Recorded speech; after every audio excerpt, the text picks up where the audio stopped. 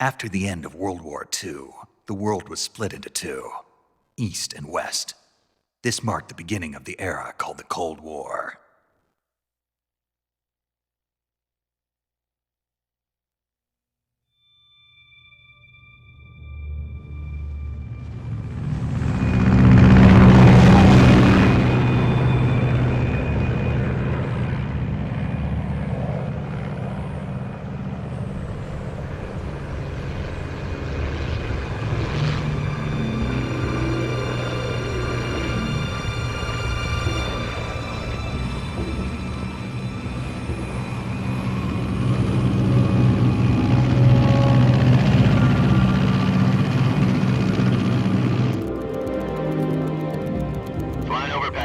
Altitude 30,000 feet. Approaching Soviet airspace. 20 minutes to drop off. Commencing internal depressurization. Equipment check. Arm main parachute. All right. You ready to go? Drop zone still showing a high pressure mass. Cav okay. Good. We've got high visibility.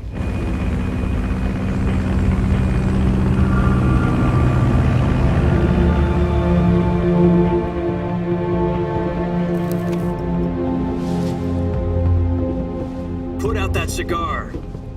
Connecting oxygen hose to interior connector. Put on your mask.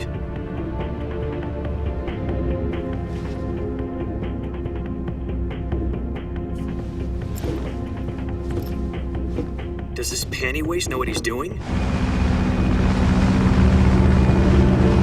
Approaching release point.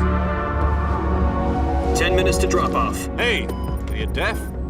He said put out the cigar and put on your mask.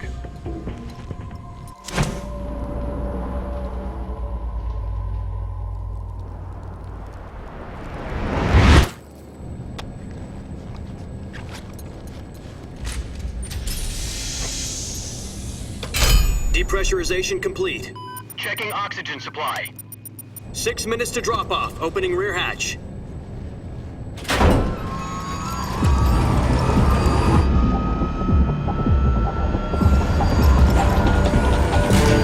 Sunrise.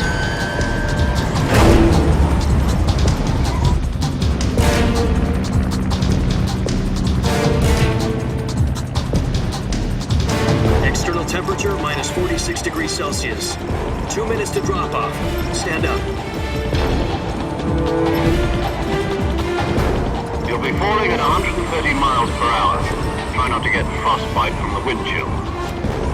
1 minute to drop off. Move to the rear. Activate bailout model. This is one for the history books. The world's first halo jump. 10 seconds to drop off. Stand by. Status okay. All green. Prepare for drop-off. Countdown. 5, 4, 3, 2, 1. Spread your wings And fly. God be with you.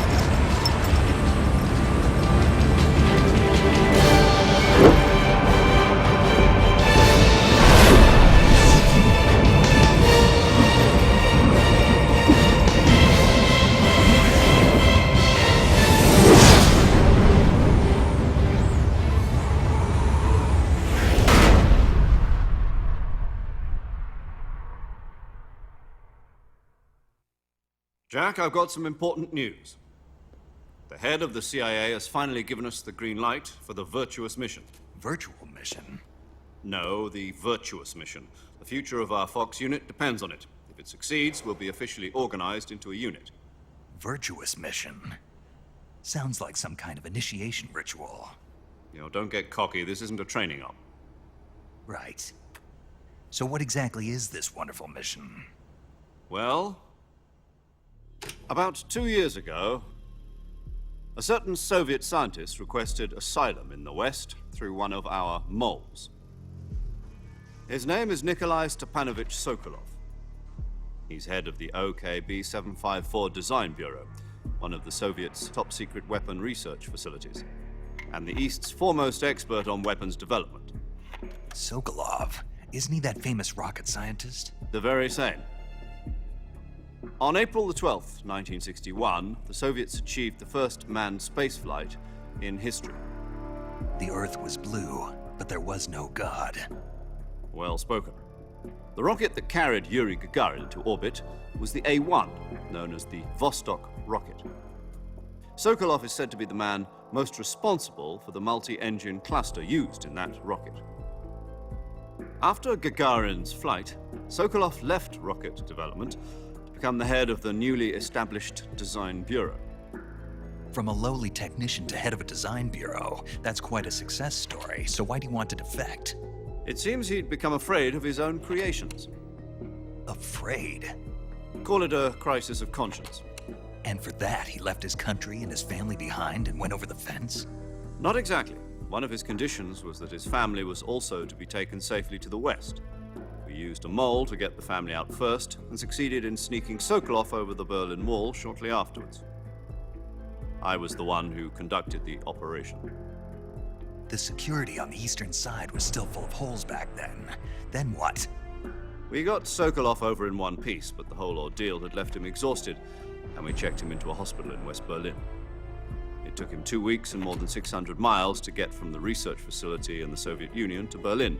He was in no condition to say anything coherent. And it was only a week later that we had something much bigger on our hands. The Cuban Missile Crisis. October the 16th, 1962, President Kennedy received word that the Soviets were in the process of deploying intermediate-range ballistic missiles in Cuba. The President demanded that the Soviets dismantle and remove the missiles. At the same time, he announced a naval blockade to prevent further missile shipments from reaching Cuba. But the Soviets didn't back down, instead placing their armed forces on secondary alert. Soviet transport ships carrying missiles continued on course towards Cuba. US and Soviet forces went on alert for an all-out nuclear war. Frantic negotiations were conducted through the UN's Emergency Security Council and unofficial channels to end the hair-trigger standoff. Finally, on October the 28th, the Soviet Union agreed to remove its missiles from Cuba. And so the world avoided a nuclear holocaust. But in order to get the Soviets to pull their missiles out, we had to make a deal. You mean the one where the US agreed to remove its IRBMs from Turkey? No. The Jupiter IRBMs deployed in Turkey were obsolete, and we were going to get rid of them anyway. They had no strategic value whatsoever to either the US or the Russians. The Turkey deal was a ruse, a cover story that was fed to the other intelligence agencies around the world. So what did the Russians really want? Sokolov. They wanted us to return Sokolov. You mean the Soviets pulled out of Cuba just to get their hands on Sokolov? That's right. What the hell was he working on? At the time, we had no idea. We were running out of time. It was either give up Sokolov or risk full-scale nuclear war. In the end, we had no choice. President Kennedy gave in to Khrushchev's demand. The next day, I got Sokolov out of the hospital, handing him over to agents on the eastern side. Sokolov kept on screaming, "Save me," until he disappeared from my sight. Then a month ago, we received some new information from one of our moles. About Sokolov? Yes. He was taken back to the research facility and forced to continue working on the weapon in question under KGB supervision. What's more, it's on the verge of completion. So what kind of weapon is it? Something to do with space rockets? No, missiles. Same technology. I guess you're right. We don't know the details, but it appears to be a new kind of nuclear device. For half a year now, the Soviets have been conducting frequent nuclear tests at Semipalatinsk. Something to do with the weapon, I assume. We're talking about a secret weapon so big that Khrushchev was ready to pull out of Cuba to get it back. Is Sokolov still in the facility? No. According to our intelligence, he's in Selinoyarsk, a place in the mountains about 3 miles to the west that's known as the Virgin Cliffs. The Virgin Cliffs. Nice name for a virtuous mission. They moved him there just recently. Why? Apparently, they're conducting a field test of the weapon, but it's our best chance to get him back. This mission would never have been possible if he was still in the research facility. This is our last chance. Sokolov must have known that too when he contacted us.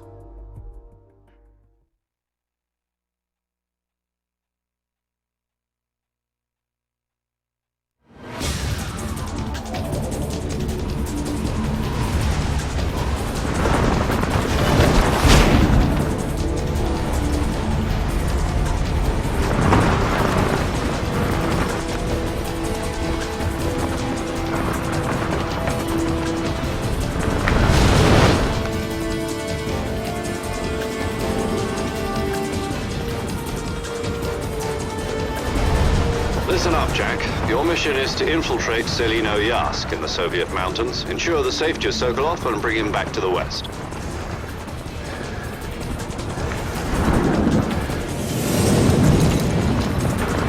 If we don't get Sokolov back before that weapon is complete, we'll be facing a major crisis.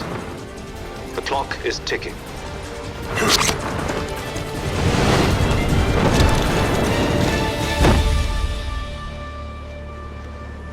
Once we've confirmed the rescue of Sokolov, stand by at the recovery point.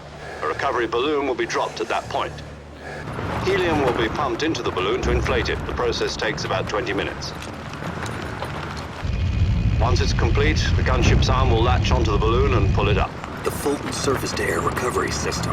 I'm familiar with the theory. Take it easy. It's been combat-proven. Do you think Sokolov is up to it? The shock will be less than during a parachute jump, and the arm can handle up to 500 pounds. So you're planning on going over the border in a single combat talent? She's equipped with two 6-barrel 20mm Vulcan cannons, as well as two 40mm machine guns. Sounds like she could hold her own against a battalion of tanks. Even with the fuel in the reserve tank, we're facing a 4-hour time limit. If all goes well, it shouldn't take more than a few hours. Home in time for dinner. But if anything goes wrong, You'll be eating dinner, breakfast, and all the rest of your meals in the jungle.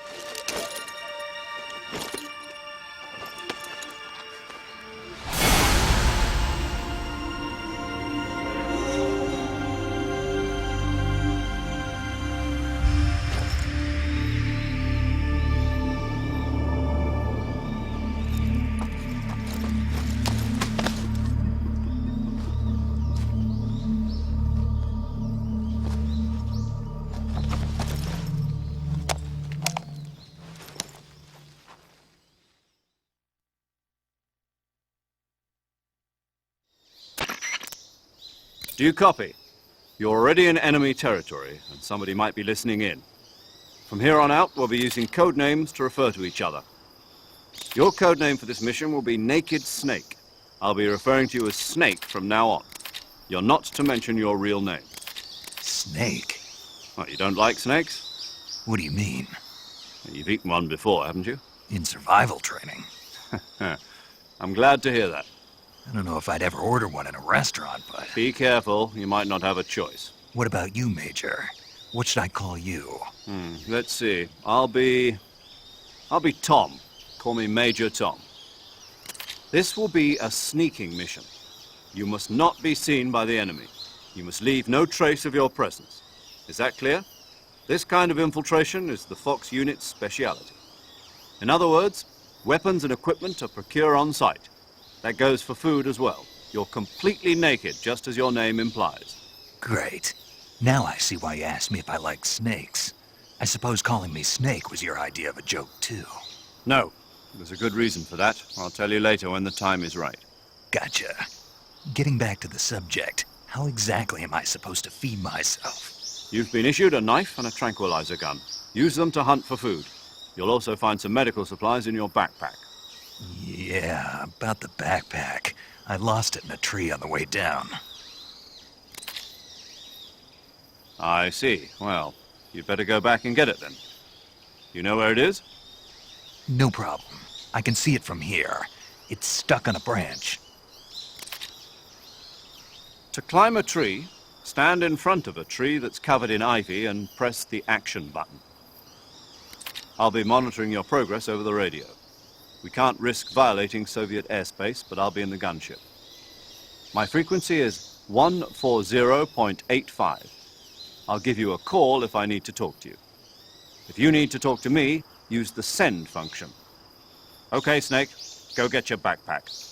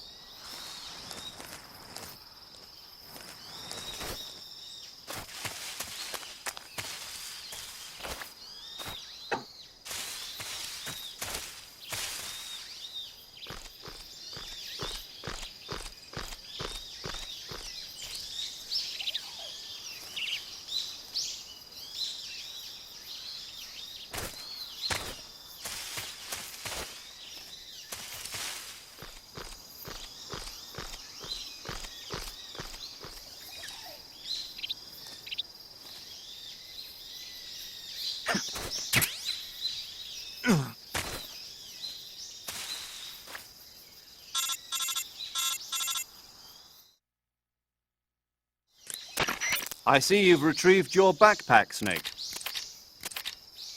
To equip a weapon, it's necessary to take it out of your backpack. In the survival viewer, choose Weapon from the backpack. Your available weapons will be displayed in a window in the upper left. From that list, choose the weapon you want to equip and press the Enter button. For other equipped items, just do the same thing from Item. Got it. Use the survival viewer backpack. Yep, that's right. Survival is fundamental to this mission. After you've been out in the field for a while, your stamina will start to drop. If your stamina gets too low, it'll affect your performance. You won't be able to shoot accurately, for example, and your wounds won't heal as smoothly. Keep an eye on your stamina so you don't run out. To recover lost stamina, you can hunt for local flora and fauna. You can use either your tranquilizer gun or your knife to hunt. My only weapon is a Mark 22 Hush Puppy tranquilizer gun? That's right. It's been fitted with its own suppressor. However, the suppressor will deteriorate every time you fire. Once its durability reaches 0, the noise suppression effect will be gone. So don't get too trigger happy with it. The suppressor's durability is shown in the icon. Any weapons and equipment beyond what you're carrying now, you'll have to find as you go. I have to find my own weapons and equipment? Whose crazy idea was this anyway? Solo covert actions are standard Fox operating procedure. You can't leave any traces of your presence. No weapons, equipment, footprints, sweat, or bodily waste. The same goes for bullets and cartridges, too. Your presence in enemy territory is already a violation of international conventions of warfare. There aren't supposed to be any American soldiers in Russia. It could spark an international incident. You can't let anyone see you. You can't let the enemy know you're there. This is a stealth mission. You're a ghost, Snake, in every sense of the word. And there'll be no rescue if you're captured. The military and US government will deny any involvement in the affair. Then I'll just have to take care of myself, huh? I'm afraid so. You've been given a fake death pill for that purpose. SIS guidelines stipulate that soldiers on covert ops like this one be issued a potassium cyanide capsule. Tape it to your body so you can take it when you need to. How generous of you. Use it if you're taken prisoner by the enemy. It'll send you into a state of false death for a short time. Fooling them into thinking that I'm really dead. So, how do I come back to life? Just take the revival pill. You mean that thing they put in my tooth before the mission? That's the one. But be careful. If you remain in a state of false death for too long, nothing will be able to bring you back. Remember that. I'll keep it in mind. You said this was a solo mission, right? Right. I guess that means I can't count on any reinforcements. Correct. The mission rests entirely in your hands. A real one-man army. Relax. There's a support team ready to back you up over the radio. Who? I'll introduce them to you. This time, survival is of utmost importance. The first member of the support team will be in charge of monitoring your physical condition, acting as a medic, so to speak, as well as recording your mission data. She's a member of Fox as well, and she's here on the gunship with me. She. Hello, Snake. I'm paramedic. Nice to meet you. Paramedic. As in a medic who comes in by parachute. Aren't you going to tell me your real name? Are you going to tell me yours, Mr. Snake? My name, huh? It's John Doe. And they call you Jack for short. You're a regular Captain Nemo. A name means nothing on the battlefield. After a week, no one has a name. What's your name? Jane Doe. Very funny. I wasn't joking, but I'll tell you my name only if you manage to make it back alive. My frequency is 145.73. She's also in charge of recording your mission data. Whenever you want to save, send a message over the reserved save frequency, 140.96. So saving lets me record my mission data. That's right. It also records the state of your health. Good to know. There's one more person I want to introduce you to, Snake. Huh? Speaking of snakes, you remember the boss, don't you? A legendary soldier and your mentor. Actually, it was the boss that got the DCI's authorization in the first place. She's going to be serving as Fox's mission advisor. The boss is? She also helped me plan this mission. She and I were at SAS together. Jack, is that you? How many years has it been? Boss? That's right. It's me. Oh. Talk to me. Let me hear your voice. It's been 5 years, 72 days, and 18 hours. You've lost weight. You can tell just by the sound of my voice. Of course I can. I know all about you. Really?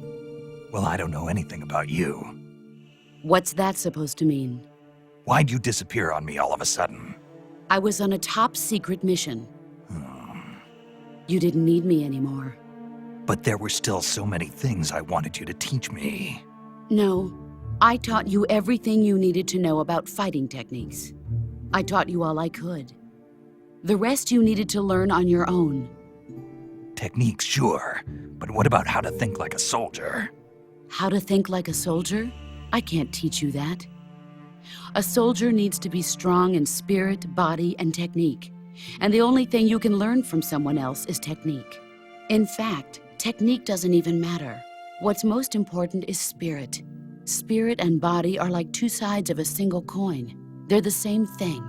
I can't teach you how to think. You'll just have to figure it out for yourself. Listen to me, Jack. Just because soldiers are on the same side right now doesn't mean they always will be. Having personal feelings about your comrades is one of the worst sins you can commit. Politics determine who you face on the battlefield. And politics are a living thing. They change along with the times. Yesterday's good might be tomorrow's evil. Is that why you abandoned me? No, it had nothing to do with you. I already told you, Jack. I was on a top-secret mission. A soldier has to follow whatever orders he's given. It's not his place to question why. But you're looking for a reason to fight. You're a natural-born fighter, but you're not quite a soldier. A soldier is a political tool, nothing more. That's doubly true if he's a career soldier. Right and wrong have no place in his mission. He has no enemies and no friends. Only the mission. You follow the orders you're given. That's what being a soldier is. I do whatever I have to get the job done. I don't think about politics. That's not the same thing. Sooner or later, your conscience is going to bother you. In the end, you have to choose whether you're going to live as a soldier or just another man with a gun. There's a saying in the Orient, loyalty to the end. Do you know what it means? Being patriotic. It means devoting yourself to your country. I follow the president and the top brass. I'm ready to die for them if necessary. The president and the top brass won't be there forever. Once their terms are up, others will take their place. I follow the will of the leader, no matter who's in charge. People aren't the ones who dictate the missions. Then who does? The times. People's values change over time, and so do the leaders of a country. So there's no such thing as an enemy in absolute terms. The enemies we fight are only enemies in relative terms, constantly changing with the times. As long as we have loyalty to the end, there's no point in believing in anything, even in those we love. And that's the way a soldier's supposed to think? The only thing we can believe in with absolute certainty is the mission, Jack. All right, but do me a favor. What is it? Call me Snake. Snake. Oh, right. Your code name is Snake. It suits you well. That's right. The legendary unit that the boss put together during World War II was a snake. The Cobra unit, a group of heroes that brought the war to an end and saved the world. As long as you've got a legendary hero backing you up, you'll be fine. Isn't that right, Snake? Yeah, I can't think of anyone else I'd rather have with me. Oh, and one more thing, boss. Yes? It's good to hear your voice again. Same here. After all, who knows if either of us will make it out alive? Snake, you are always best at urban warfare and infiltrating buildings. But this is the jungle. Survival is going to be key. Those CQC techniques I taught you are sure to come in handy. CQC? Close quarters combat, huh? I've been in the Green Berets for the past few years. I'm probably pretty rusty. Not to worry. I'll be here to help you remember. After all, this is your first actual survival mission. I'll be supporting you over the radio. Where are you, boss? Next to the Major? The boss is communicating with us by radio from aboard a Permit-class submarine in the Arctic Ocean. My frequency is 141.80. Call me if you need my advice on battle techniques. Gotcha. Your mission is to retrieve Dr. Sokolov. Dr. Sokolov is being held in an abandoned factory located to the north of your current position. Avoid heavy combat and don't let anyone see you. Don't forget that this is a stealth mission.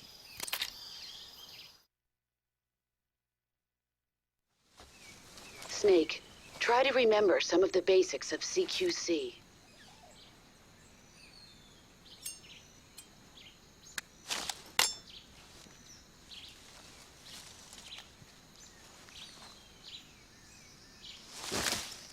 Commencing virtuous mission now.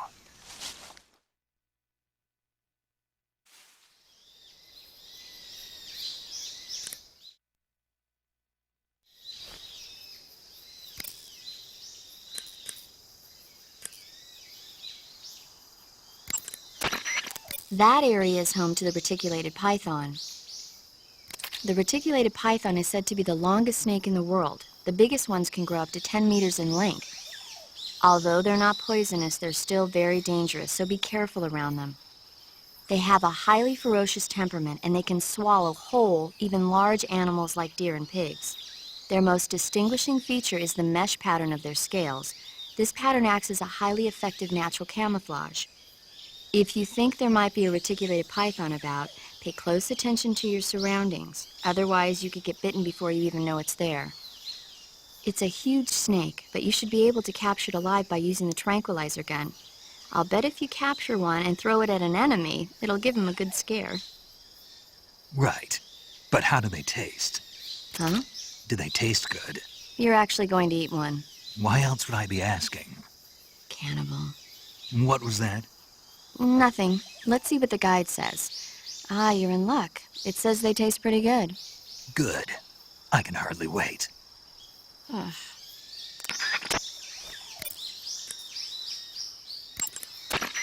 Camouflage is an indispensable tool when you're sneaking through the jungle.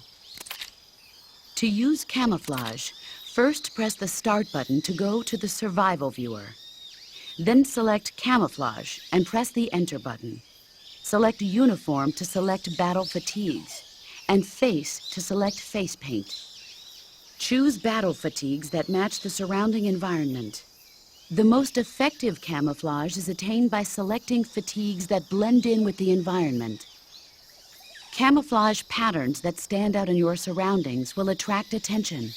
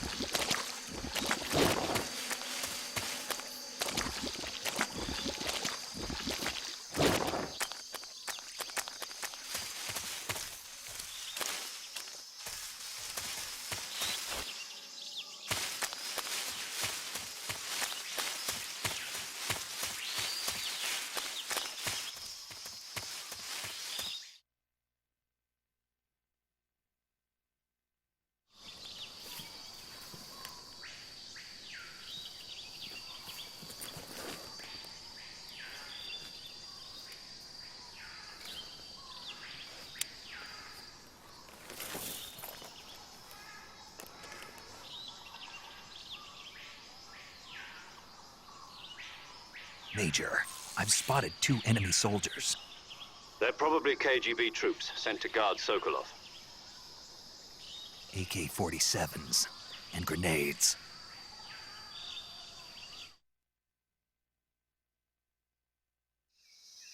Snake, your presence in Soviet territory is already a violation of international law. You can't let the Kremlin find out that the CIA and the American government are involved. Contact with the enemy is strictly prohibited. Don't engage them in battle either. This is a stealth mission. Got that? The Major is right. The point of this mission is to sneak through the jungle without being seen. The success of the mission depends on how well you use your camouflage. Change your camouflage by selecting Camouflage from the Survival Viewer. The Uniform option lets you pick your uniform, while the Face option lets you change your face paint. Choosing camouflage that blends in with your surroundings will help you conceal yourself more effectively. Also, don't forget that anything that moves will stand out in the jungle.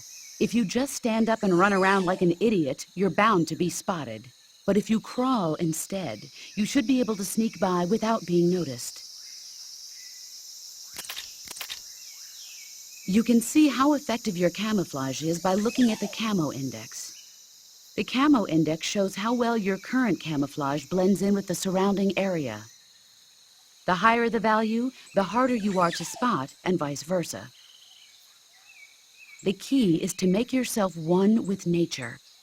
Keep that in mind as you go along, okay?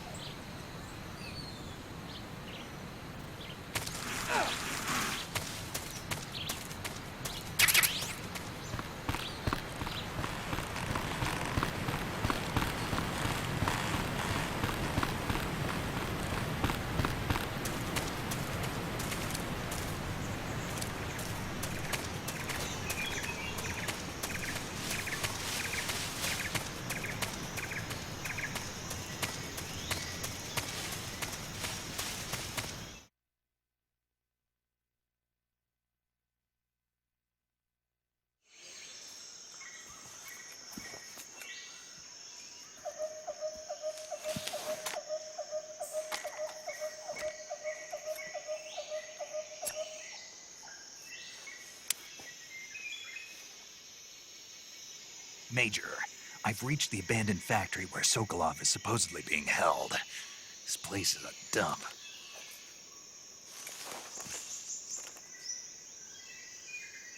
I can't see Sokolov from here.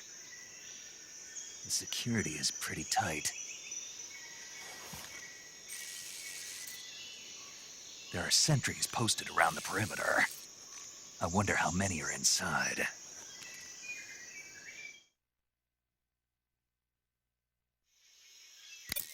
Your objective, Sokolov, is inside the factory. They should be holding him in a room in the northeast section. Northeast section.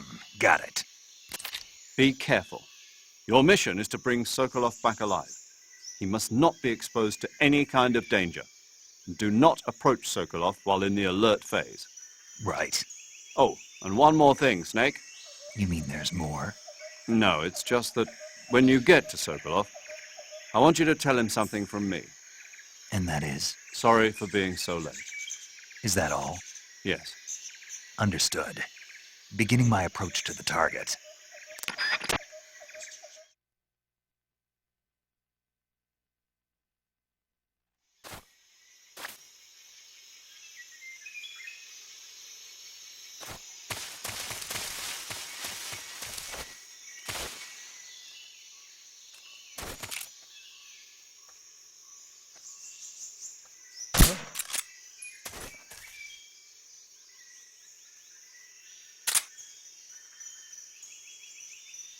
Just my imagination.